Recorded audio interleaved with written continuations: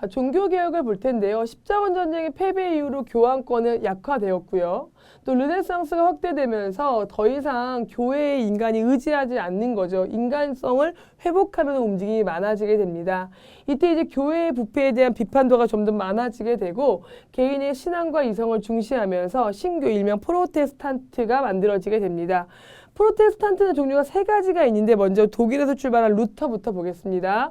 교황이 성 베드로 성당을 재건하겠다면서 면벌부를 판매하죠. 이에 대해 루터가 95개조 방만부를 성당에 쫙 붙이게 됩니다. 주장은 인간은 오직 신앙과 은총에 의해서만 구원받는 거야. 더 이상 인간과 신 사이를 성당이 가로막지 말라고 얘기하는 겁니다. 그래서 그의 주장은 신앙의 근거는 오로지 무엇뿐이다? 성서뿐이라고 얘기를 하게 되는 거죠. 당시 교황이 가장 끝까지 괴롭히고 있던 지역 중에 하나가 독일이었기 때문에 독일에서는 교황과 대립했던 대부분의 제후들이 루터를 지지하게 됩니다. 그래서 아우크스부르크 화의를 통해서 루터파가 가장 처음으로 인정받는 신교가 되게 됩니다. 이후에 칼뱅은 스위스에 등장했던 사람인데 이제 사람들이 성당에 막 압력을 받으면서 다닐 수밖에 없었던 이유가 내가 천국 가는지 지옥 가는지를 몰랐다는 거죠. 그에 대해 칼뱅이 그걸 내가 증명해 줄게라고 얘기하는 거죠. 네가 지금 하고 있는 직업은 신의 소명이야.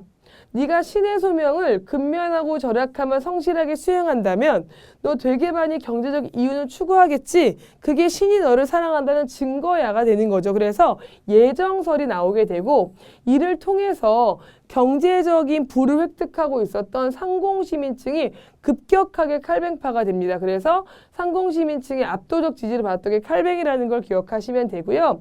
헨리 8세가 이제 국왕이 영국교회의 수장임을 선언하는 것을 발표하게 되는 거죠. 그 카톨릭의 간섭에서 벗어나기 위해 만들어진 종교라는 걸 기억하시면 됩니다. 종교 전쟁을 볼 텐데요. 지역에 따라서 구교와 신교의 대립이 굉장히 많아집니다. 그러자 유럽에서 30년 전쟁이 발생하게 되고 이 30년 전쟁이 결과적으로 베스트팔렌 조약으로 마무리가 되는 거죠.